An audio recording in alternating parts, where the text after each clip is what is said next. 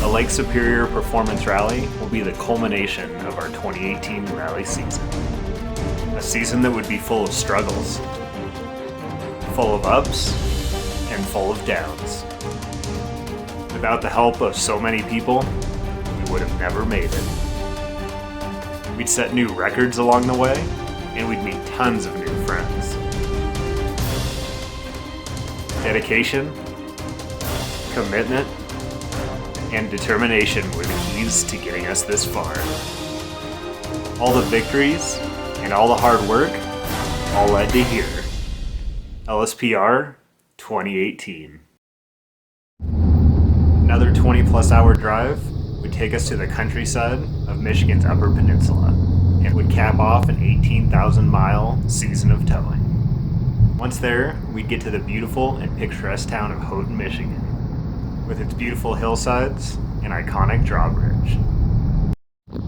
Once we got our rental car, we'd be ready for reconnaissance. And while we were out checking out Michigan's beautiful countryside, the crew would take the rally car to get it tech inspected and see the sights of downtown Houghton. The weather was fairly warm and the roads looked clean and fast. Driving to the Day 2 stages would take us by a small bay of the Great Lake, and it was massive and beautiful. Day 2 stages were a little bit tighter, but they looked fast and fun. The following day, we would take the car to Park Expose. There we'd meet some of the greatest fans in all of North American Rally. The mood was light, and we were having a great time. Once our start time approached, it was time to focus. At the start of Stage 1, the pressure was really on. We were 8 points ahead of the Fetela rally team, which meant that we didn't have to win to take home the national championship. But we had to be really close. If Fetela won the race overall, we'd have to be second or we'd lose the championship. We had to go fast enough to stay with Fetela, but slow enough not to crash. A crash would be devastating and would take us out of not only the race, but the points chase as well.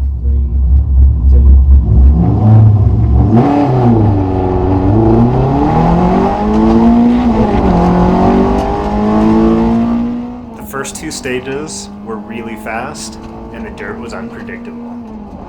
On many of the turns, I would turn in right on my mark and we'd just keep sliding wide.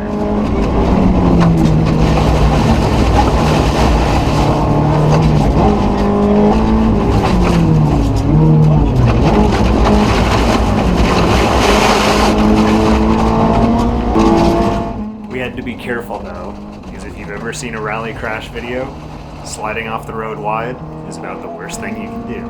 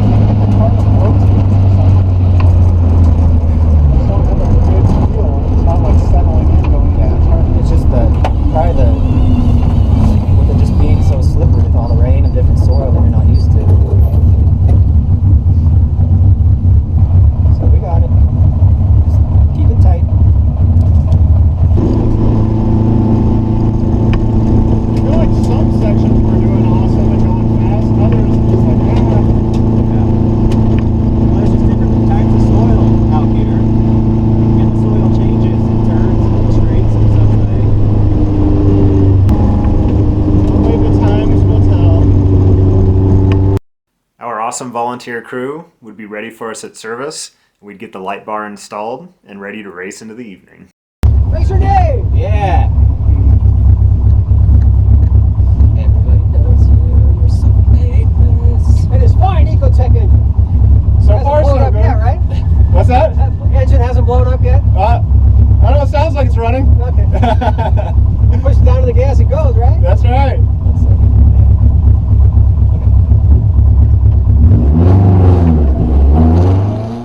Gruska, in his open class car, would would be running between us and Fetela, and that weighed on us every stage. Would he be able to finish between us, or would I be able to pass him and catch up to Fetela?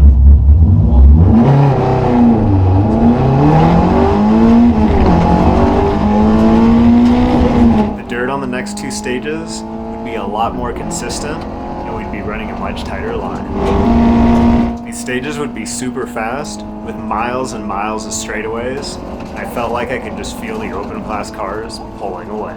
The straights were so long, and the top cars were so fast, that they had to put a really tight and slow chicane just to slow down the average speed of the course.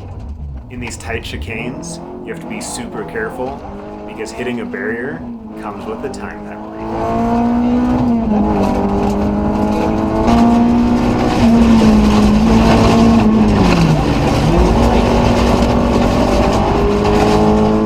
Luckily, these stages were long, and they got a lot twistier at the end, so hopefully we can make up some time.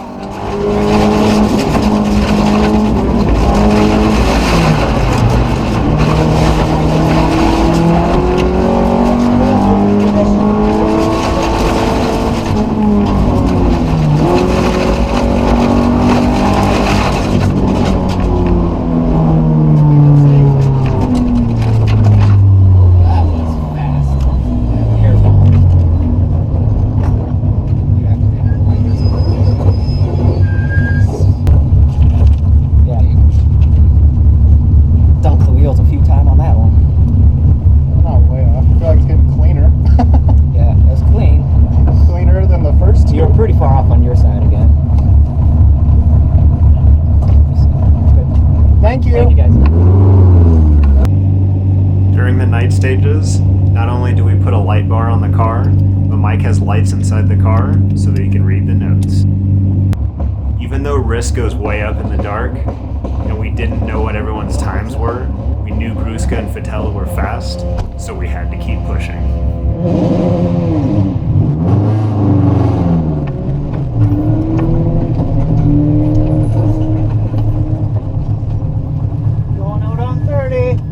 One of the many important jobs of a co-driver is making sure the information written down on your time card is correct. Have a good time out there. Alrighty, thank you.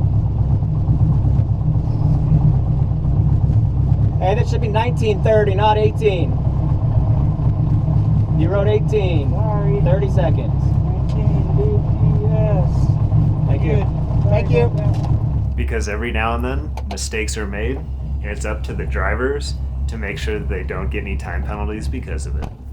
3, 2, 1. Not only would these night stages be narrower and more twisty, but they'd get into a section of the forest that had seen more rain, which meant there was more mud and the roads were more slippery.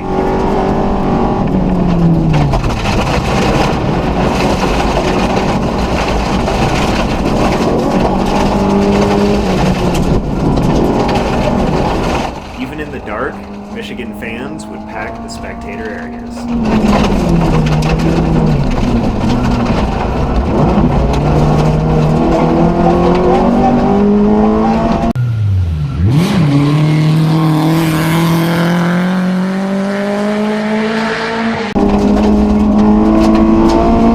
Coming onto a long straightaway, we'd see flashers ahead. Who would it be? Fortunately, it would be Fetela. Knowing that the national championship was more important than the race, I would immediately slow down.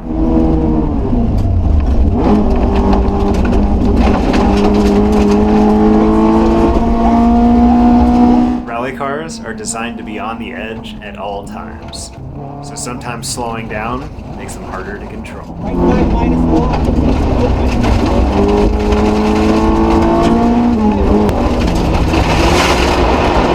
After dipping a wheel off the side of the road, I'd be reminded just how slow I'd have to go.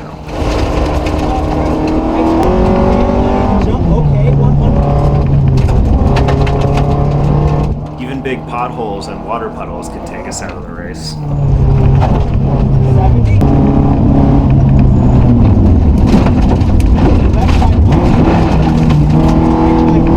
Even with Fetela DNFing the stage, we couldn't slow down too much. In rally, there's a rule called Super Rally. It allows a driver to get back into the race with just some time penalties. And if there was anyone that could make up a ton of time, it was Fetela.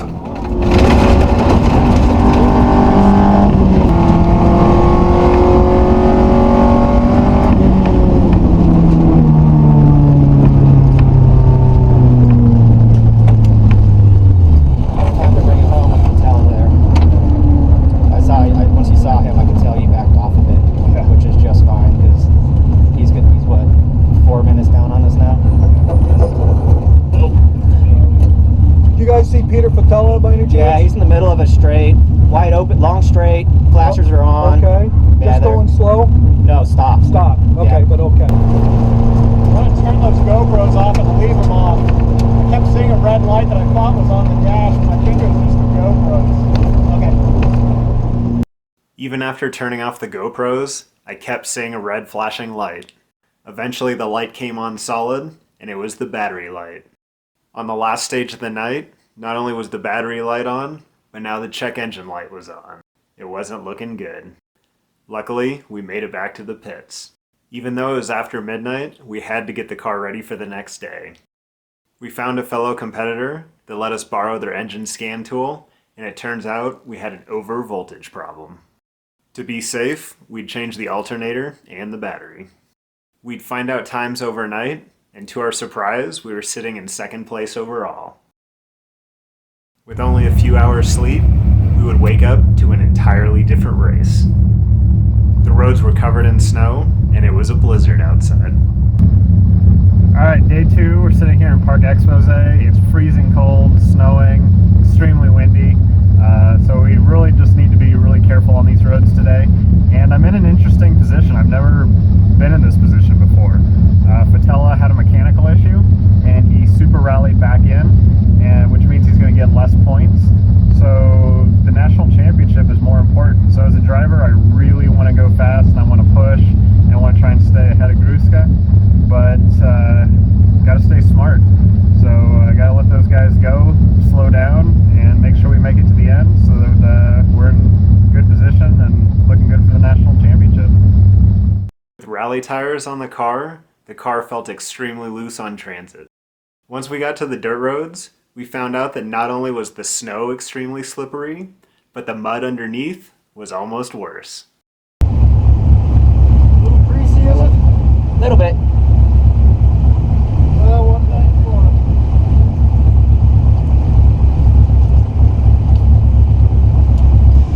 Do a safety check.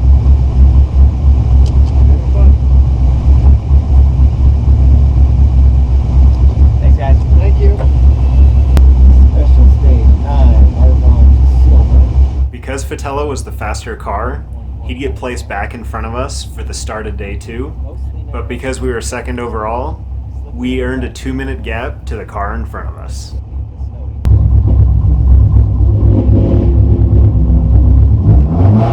Right from the start, it was obvious that Fetela was still pushing it and trying to catch up. Welcome. Hello. We're supposed to have a 2-minute gap. Yes, you get a 2-minute gap. You guys are on it.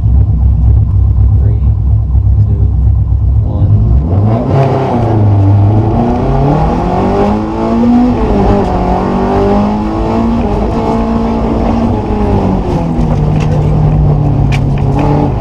In the dirt tracks where the corner workers had been driving just after the start, the traction actually felt kind of good, but we were quickly reminded just how loose it could be.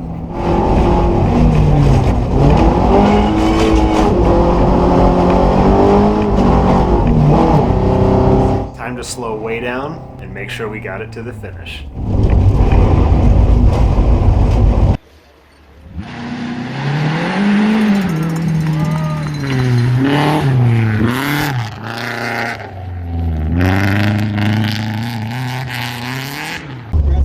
Even though we were going incredibly slow, it was an amazing workout, just trying to keep the car on the road.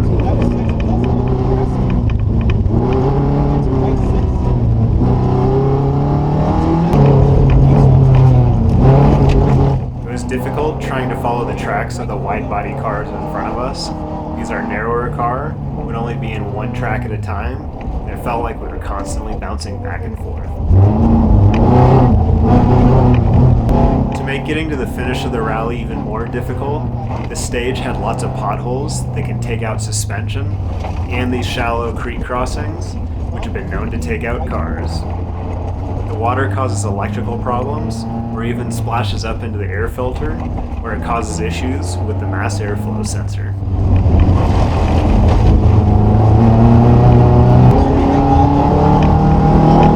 With tracks from one of the cars ahead of us sliding wide on several turns, we had to assume that it was Fetela and he was pushing hard to make up time.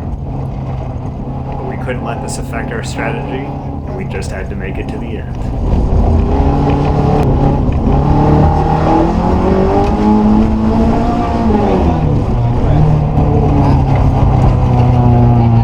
Get a word down?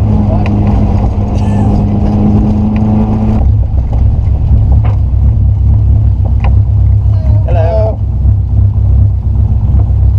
Woo! Do you like our weather this morning? I liked it yesterday. Yeah. I think the day is going to be very interesting as it moves along. Oh yeah. There you go. All right, thank you. Thank you. Even though we were driving conservatively, we closed the gap on Burke in first place by over a minute and a half. And we increased our gap to Fetela by almost another 40 seconds.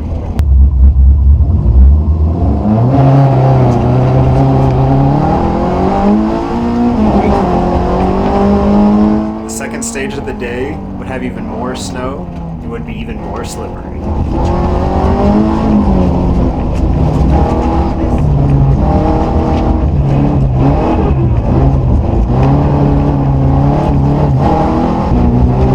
Even with slow speeds, we had to be careful not to slide off the road, because you never knew what would be out there that could cause damage to the car or could cause you to get stuck.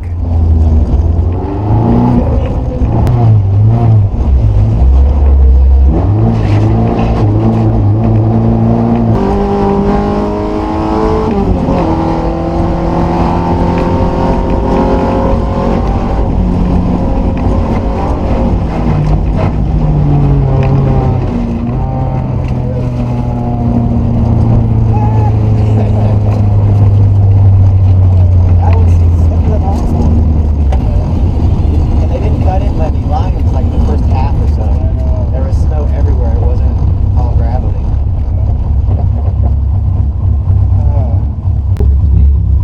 I am gonna be worn out. Only 4 more stages. Second pass will be a lot better though. Yeah, it's gonna be Mudfest though.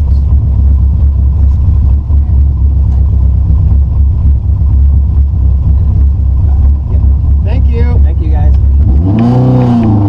We finally got to our snow-covered pits for service, and our crew found out that one of our rear suspension bushings had gone bad, and that was part of what was causing the car to be so loose.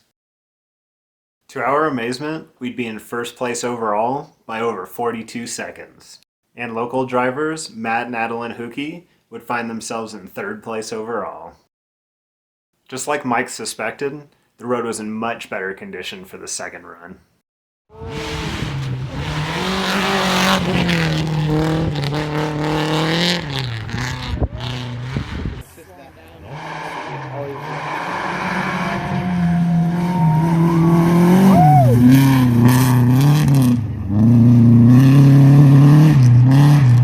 Even though the cars cleared out the snow and a lot of the mud, we still had to be careful because there were still some sections that were extremely slippery. And we had to tackle the water crossings one more time. With nothing to lose except for the race win, Burke absolutely crushed the last 2 stages and pulled ahead. The only thing left was a quick refueling before the long transit to the super special stage on the waterfront in Houghton. The super special stage was short, and we didn't even recce it, so we didn't know where we were going. The road was lined with immovable concrete blocks, so there was no sense in pushing it, because there was no way we were going to make up 20 seconds on Burke. We had to go just fast enough so that we could capitalize in case Burke made any major mistake, and otherwise we would just cruise to the finish. And just like that, We finished second place overall nationally by only 20 seconds to the amazingly talented team of Burke and Jankowski. And congratulations to the Hokies for holding on to third place overall nationally. And as if finishing second place overall wasn't amazing enough, we just accomplished the impossible and became the first open lights drivers in history to win the championship. And as an added bonus, we're also the only drivers in history to win the new open lights national class. And a special thanks to my volunteer crew, especially my crew chief, Brad Ames, who not only crewed at this race, but he also crewed at the first event of the season. It's still extremely hard for Mike and I to comprehend what we've accomplished, but we're extremely happy. And we wanted to thank all of our fans, friends, and family out there who've supported us all season long. Thank you, everyone, and we look forward to next season. So stay tuned, and I hope to see you out at the races.